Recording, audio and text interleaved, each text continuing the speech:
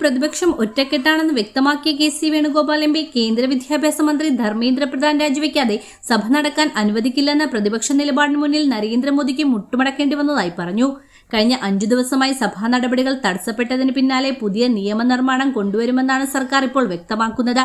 നാളെ മുതൽ പാർലമെന്റിൽ സ്വീകരിക്കേണ്ട മുന്നൊരുക്കങ്ങളെക്കുറിച്ച് ഖാർഗെയുടെ അധ്യക്ഷതയിൽ പ്രതിപക്ഷ പാർട്ടികളുടെ നിർണായക യോഗം ചേരുമെന്നും അദ്ദേഹം ആലപ്പുഴയിൽ പറഞ്ഞു. കഴിഞ്ഞ 5 ദിവസക്കാലം പാർലമെന്റ് നടന്നില്ല. ഞങ്ങൾ ഒറ്റ ഡിമാൻഡായിരുന്നു, ധർമ്മേന്ദ്ര പ്രധാൻ രാജിവെക്കാതെ പാർലമെന്റിൽ ചർച്ച ചെയ്യാൻ അനുവദിക്കില്ല എന്നുള്ള നിലപാടായിരുന്നു ഇന്ത്യയിലെ പ്രതിപക്ഷം എടുത്തത്.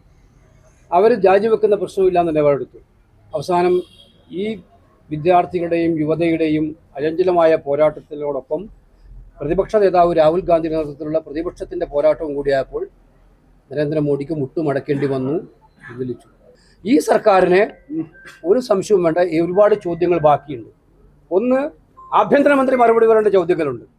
ഈ വിദ്യാർത്ഥി സമരം സമാനതകളില്ലാത്ത രീതിയിലാണ് പോലീസ് നേരിട്ടത്. ഡൽഹി പോലീസ്, പട്ടാളം, അതുപോലെ CRPF ഒക്കെ ഒന്ന് നേരിട്ടത്. എന്തിനു വേണ്ടിയിട്ടായിരുന്നു ഈ പെല്ലറ്റ് ഉപയോഗിച്ചത്?